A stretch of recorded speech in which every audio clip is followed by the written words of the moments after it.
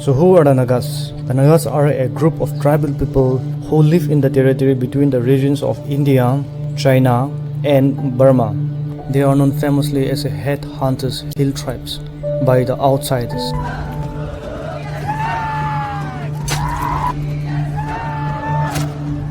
The Nagas are a tribal group of people who had lived independently in their own territory for centuries without any outside interference, contact or a conquest. So who are the Nagas? Why are the Nagas demanding for independence? Why are they asking for an integration of land? So in order to understand that, we have to look back to a history. Let's see that Naga is used through historical perspective. From the beginnings of the Indian civilizations, from Harappan civilizations, Indus Valley civilizations back in 2800 BCE, the Mughal Empire in 16th century, or be it Maratha Empire, Nagas have no connections with the Indian subcontinent. Nagas has no cultural or political attachments or relationships with any of the countries, any of the empires in India. Mauryan Empire, or be it Kushans, or a Gupta Empire, or a Delhi Sultanate, or be that of the Mughal Empire in 16th century, or that of Maratha Empire. Nagas have no attachments or close relationships with any of these empires and dynasties throughout Indian history. It was only the British who were able to penetrate into the interiors of the Naga Hills.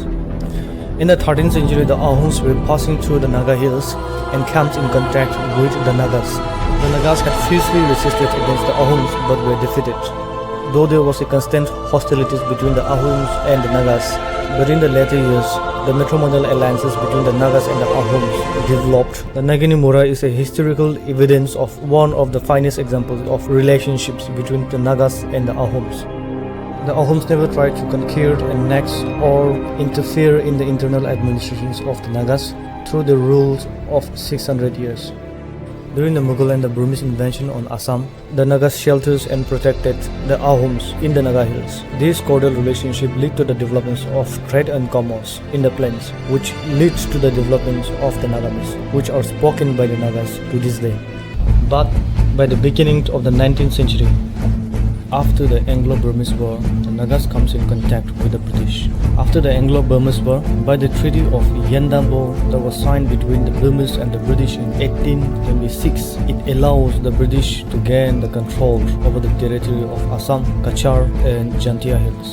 So in 1832, Captain Jenkins and Lieutenant Pemberton were moving with around 700 Manipuri troops and 800 coolies, passing through the Naga Hills across the Angami territory.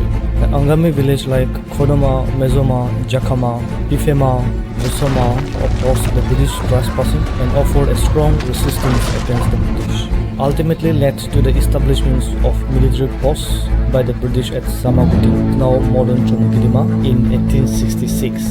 After a policy of non-interference adopted by the British in 1874, Captain Johnston adopted the policy of annexations. So in 1878, Kohima was invaded and was captured on 27 March 1880. The Angamis were able to drive out the British from the Kohima and seize Kohima for some time.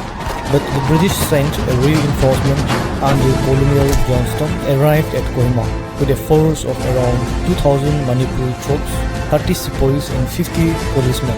With this force, Kohima was recaptured by the British again.